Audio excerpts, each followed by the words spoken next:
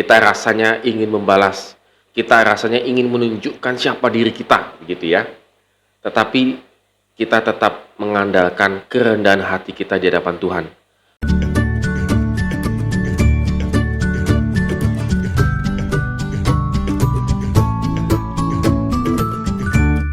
Shalom good traders, hari ini kita bersuka cita karena Tuhan begitu baik dalam kehidupan kita. Dia memelihara kehidupan kita, dan kita bersyukur kalau hari ini kita boleh kembali merenungkan firman Tuhan di Mazmur 149 ayat 1 sampai dengan yang ke-9.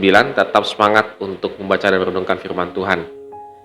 Ya, good traders, kita bisa melihat di sini teks yang kita baca ini adalah suatu sorak-sorai pujian yang luar biasa.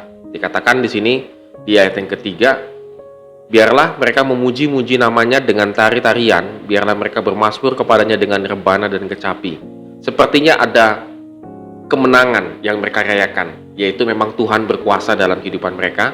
Dan pemazmur sadar bahwa kehidupan Israel itu dipimpin oleh Tuhan, dan banyak sekali peperangan yang dimenangkan oleh karena nama Tuhan.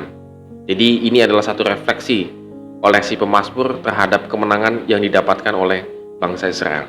Namun, walaupun ini suasananya adalah suasana suatu kemenangan, tetapi kemenangan di sini agak sedikit unik menurut saya. Kenapa? Karena dikatakan di ayat yang keempat, sebab Tuhan berkenan kepada umatnya. Nah, berkenan kepada umatnya, lalu kemudian lebih spesifik lagi, ia memahkotai orang-orang yang rendah hati dengan keselamatan. Jadi kemenangan yang dirayakan oleh si pemazmur, walaupun secara literary adalah suatu kemenangan yang didapatkan dalam satu peperangan, tetapi bagi pemazmur, orang yang menang sebenarnya adalah orang yang rendah hati. Karena orang yang rendah hati itu akan mendapatkan keselamatan atau kemenangan di dalam Tuhan. Ini menarik ya, sebab kadang-kadang kita mengatakan bahwa orang yang menang dalam hidupnya adalah orang yang tangguh, orang yang punya capability, orang yang bisa mengerjakan itu dan ini dan seterusnya. Tetapi bagi pemazmur, kemenangan yang sejati itu adalah orang yang rendah hati. Karena Tuhan yang akan memberikan keselamatan dan juga kemenangan. Mengapa? Karena orang yang rendah hati itu akan bisa mampu menahan diri untuk tidak membalas. Kalau kita lihat di ayat yang ke-7 sampai ke-9, bagaimana digambarkan bahwa pembalasan itu hanya datangnya dari Tuhan. Jadi ketika kita menghadapi masalah, ketika kita sedang berperang, tanda petik ya, berperang dengan emosional kita, kadang-kadang kita gregetan ya, ingin membalas begitu ya. Tetapi kita bisa menahan diri dan kerendahan hati kita, bahwa nanti Tuhan yang akan membalas, tepat pada waktunya. Nah, disinilah pertempuran sejatinya dalam kehidupan kita. Kita rasanya ingin membalas, kita rasanya ingin menunjukkan siapa diri kita, begitu ya.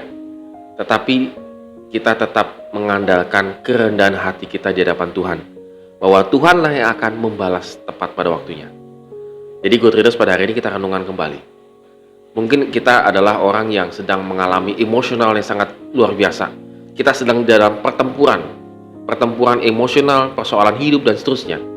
Tetapi kita bisa mengalahkan itu semua kalau seperti kata pemazmur, kalau hidup kita semakin rendah hati di hadapan Tuhan. Oleh karena itu, good traders, janganlah kita berperang dengan kekuatan kita sendiri. Tetapi mari kita datang kepada Tuhan dengan kerendahan hati kita, minta pertolongan kepada Tuhan. Maka Dia akan memberikan keselamatan dan juga kemenangan. Mari kita renungkan firman Tuhan pada hari ini. Amin. Kiranya Tuhan memberkati kehidupan kita hari ini.